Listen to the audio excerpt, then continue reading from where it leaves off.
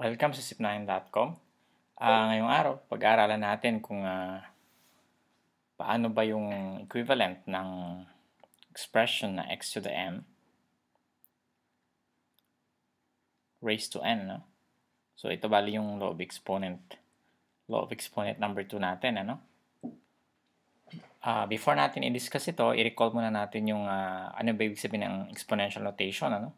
So, pag sinabi natin 2 to the 5th halimbawa, equal siya sa 2 times 2 times 2 times 2 times 2. Ano? So, yung number dito is the number of times that you multiply yung base by itself. Ano? So, kaya limang to yung nakikita natin dito kasi you multiply 2 by itself 5 times. Ano? So, yun ang ibig sabihin ng exponent. So, halimbawa, pangalawang halimbawa is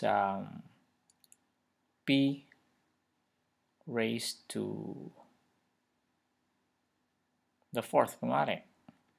So, magiging p times p times p times p, which is equal to, of course, equal to p to the fourth. Ano? Itong sa taas, syempre, pwede nating multiply lahat, which is equal to 32. Ano? So,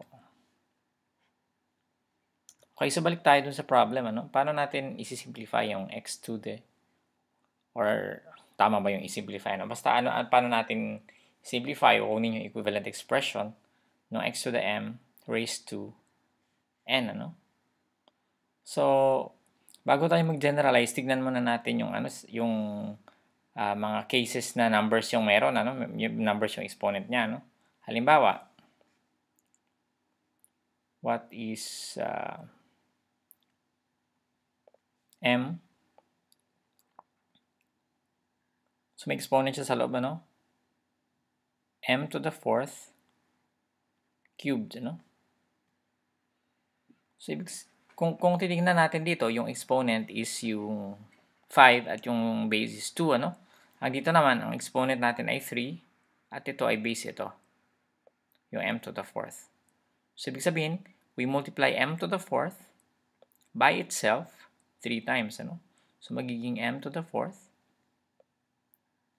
times m to the fourth times m to the fourth, which is equal to m to the 4 plus 4 plus 4, which is equal to m raised to 12.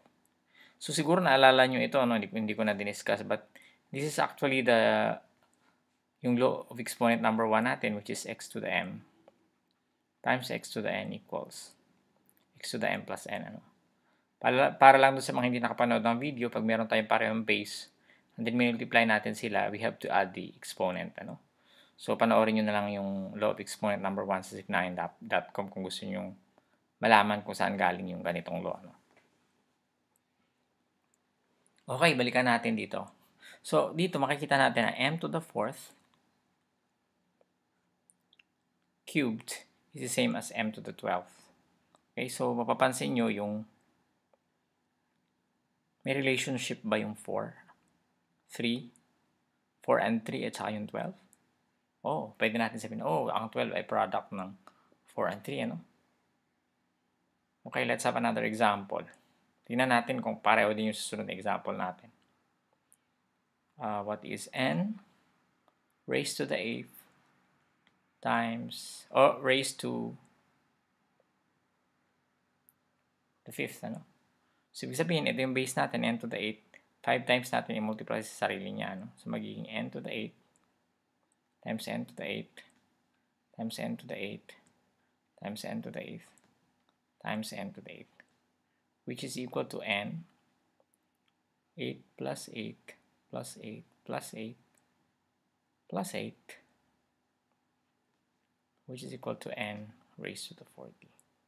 So, n, parang minumultiply nga. Dito minumultiply.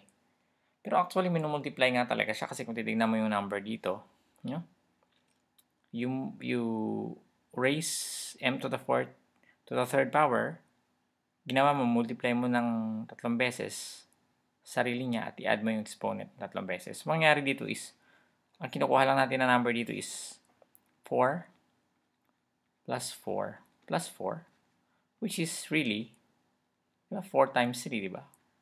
Tatlong beses mo inad yung 4. Therefore, you are multiplying 4 times 3, ano? This is also the same here. 8 plus 8 plus 8 plus 8 plus 8 is the same as 8 times 5. Okay? 5 tigwa-8 o 8 tigli-5. Or, dahil commutative naman, di ba? So, 5 8, syempre 40 siya.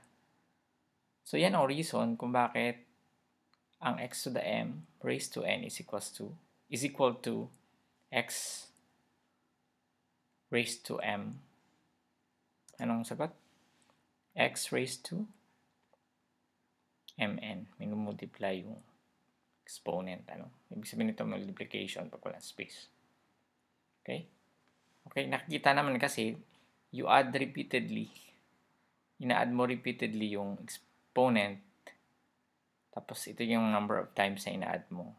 So you are actually multiplying the exponent dun sa loob ng parentheses at saka yung exponent doon sa labas. Okay? So siguro last one example, ano? Siguro worked example ito. What is 2 cubed m squared n to the 5th raised to the 3rd power. So 2 cubed is, multiply natin, di ba? 2 to the 9th. And then m, 2 times 3 is m to the 6th. N to the 5th times 3 is n to the 15. So, kung gusto nyo i-simplify yung 2 to the 9, ilan yan? 2, 4, 8, 16, 32, 64, 128, 256, 512. Sana tama ako.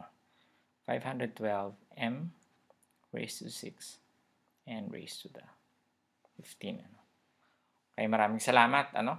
Isa susunod natin is bigyan ko pa kayo ng more examples on more worked examples on the second law of exponent. See you in the next tutorial.